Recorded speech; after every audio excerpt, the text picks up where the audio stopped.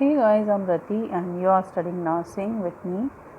आज हम एक मॉक टेस्ट को कंडक्ट कर रहे हैं गाइज, और मैं चाहती हूँ कि आप लोग भी साथ के साथ इस मॉक टेस्ट को अटैम्प्ट करें, ताकि जो आपके एम्स का एग्ज़ाम आ रहा है और साथ में इसके बाद CRPF है और भी अपकमिंग जो वैकेंसीज़ हैं उनके लिए आप प्रिपेयर कर रहे हैं।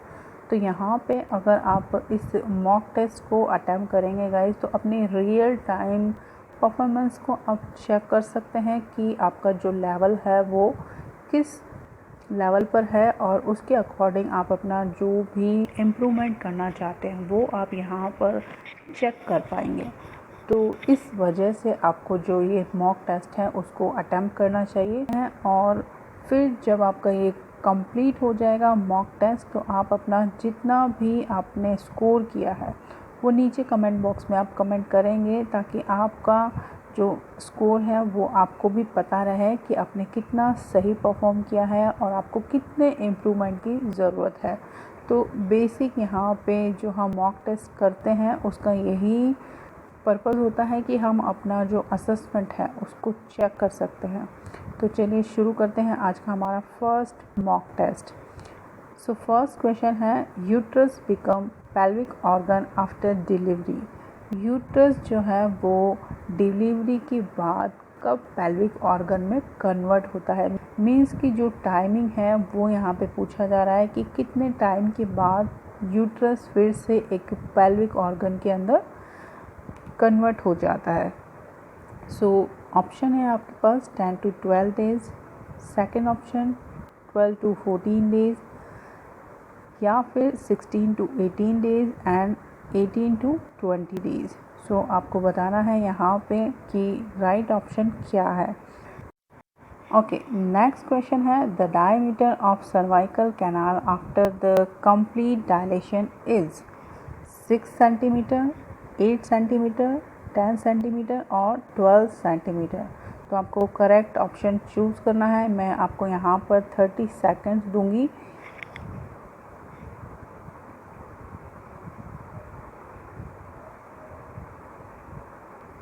आई थिंक आप लोगों ने भी टिक कर लिया होगा अपना आंसर। ओके, नेक्स्ट क्वेश्चन देखते हैं, Glasgow coma scale has all except. Means Glasgow coma scale का जो पैरामीटर्स हैं उनके अंदर जो ऑप्शन है उसमें एक ऑप्शन नहीं है।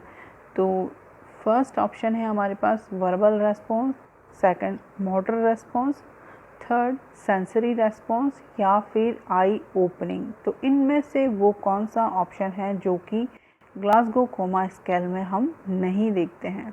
तो जल्दी से टिक कीजिए आप अपना राइट ऑप्शन कि आपकी तरफ से क्या ऑप्शन हो सकता है इसका। ये बहुत ही सिंपल क्वेश्चन है, बेसिक लेवल की क्वेश्चन है। चलिए नेक्स्ट क्वेश्चन हम देखते हैं, in Maslow's hierarchy the highest level of need is self esteem, physiological, self actualization, या फिर सेफ्टी। तो आप करेक्ट ऑप्शन मुझे बताइए यहाँ पर कि क्या होगा वो करेक्ट ऑप्शन मैस्लो हायरार्की के अकॉर्डिंग। ओके, चलिए आप लोगों ने भी टिक कर लिया होगा अपना राइट ऑप्शन। तो ये काफ़ी कॉमन क्वेश्चन है और आप इसको एकदम अपने माइंड में बिठा लीजिएगा कि हो सकता है आपको ऐसे क्वेश्चन भी देखने को मिल जाए।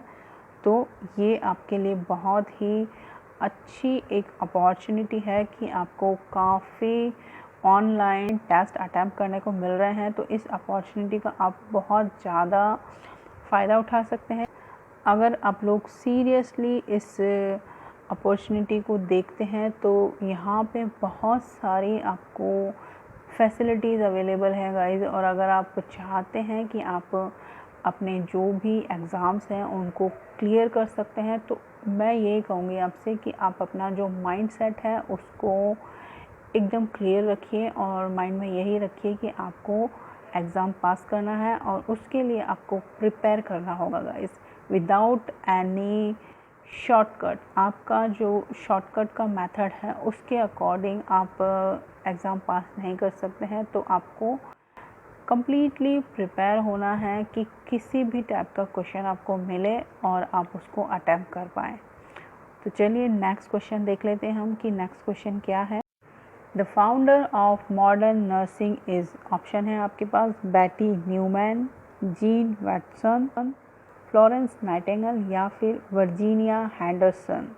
सो आपको बताना है जो मॉडर्न नर्सिंग है उनके फाउंडर कौन है। और इस तरीके के क्वेश्चन भी आपको एग्ज़ाम में देखने को मिलते हैं गाइस।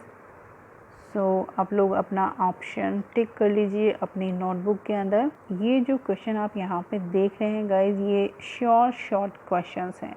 इनके अंदर आपको लॉजिक बिल्कुल नहीं लगाना है, ये आपको बिल्कुल एज इट इज़ जो इनके आंसर हैं वो बिल्कुल चेंज नहीं होते हैं। यहाँ पर आपको कोई लॉजिक नहीं लगाना होगा कि यहाँ पे ये ऑप्शन दिया हुआ है। ये डायरेक्ट क्वेश्चंस के आपको डायरेक्ट आंसर ही देखने को मिलते हैं, तो इसमें आपको कंफ्यूज होने की बिल्कुल भी ज़रूरत नहीं है।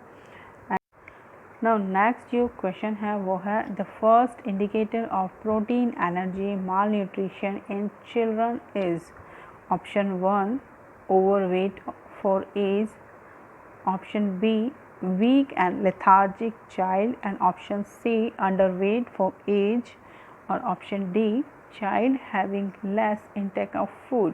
सो इनमें से आपको बताना है कि फर्स्ट इंडिकेटर वो कौन सा फर्स्ट इंडिकेटर है।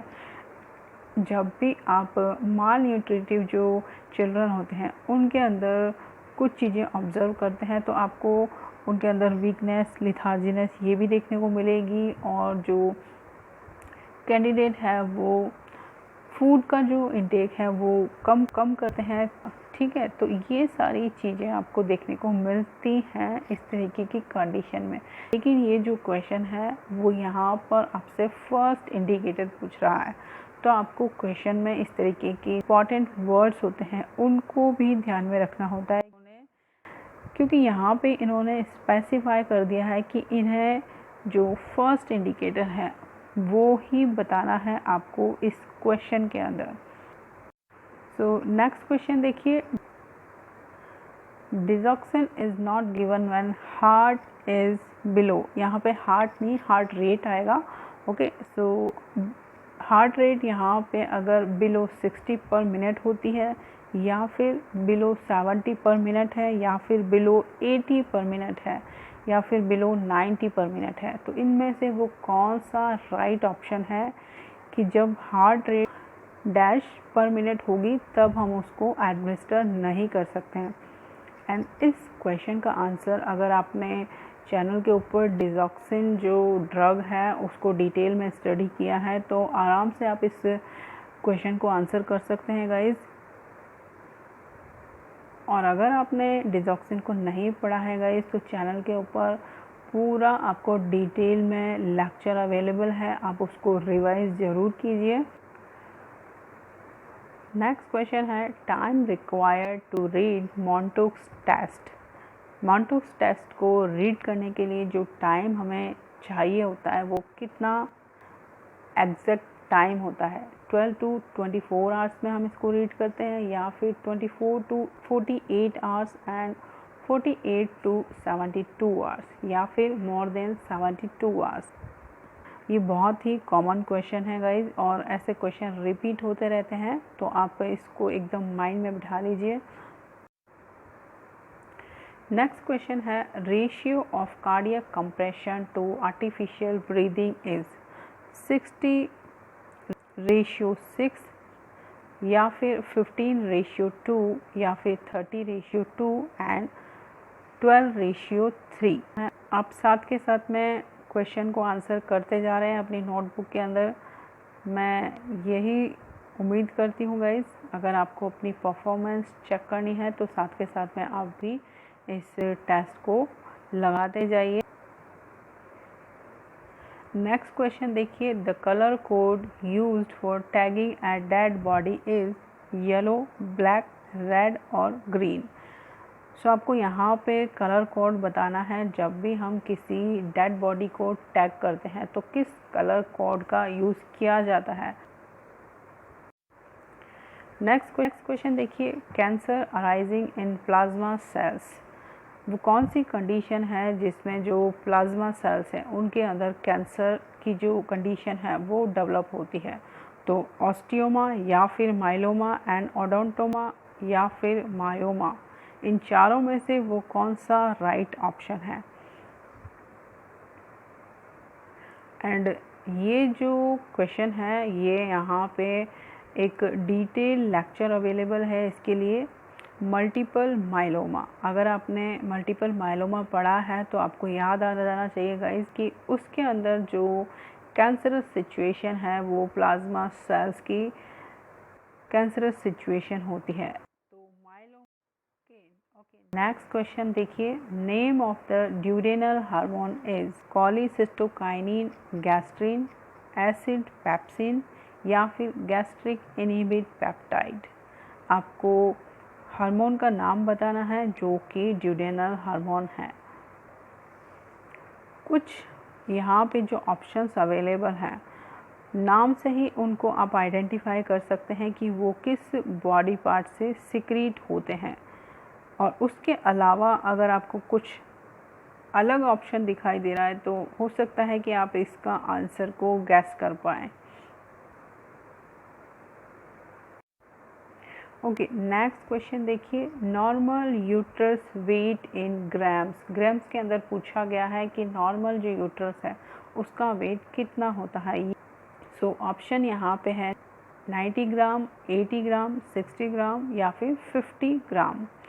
सो इसका राइट ऑप्शन जल्दी से आप मुझे बता दीजिए। ओके नेक्स्ट क्वेश्चन देखिए कि caput succedaneum is birthmark, swelling on the face of the baby, or collection of fluid under scalp, or swelling will not cross the suture line। सो आपको बताना है कि कैपुट सक्सेडेनियम जो कंडीशन है वो क्या है, या ये एक बर्थ मार्क है या फिर स्वेलिंग हो जाती है फेस के ऊपर बेबी के, या फिर फ्लूइड का कलेक्शन हो रहा है स्कैल्प के नीचे, या फिर swelling will not cross the suture line. So यहाँ पे राइट ऑप्शन बताना है आपको। ओके नेक्स्ट क्वेश्चन देखिए, the population covered by a sub centre in plain area.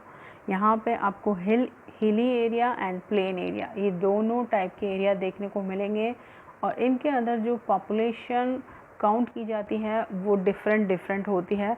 तो आपको याद रखना है कि प्लेन एरिया में कितना होता है या फिर जो हिली एरिया है उसमें कितना पॉपुलेशन हम कवर करते हैं। तो यहाँ पे आपसे प्लेन एरिया में पूछा है और सब सेंटर के ऊपर पूछा है।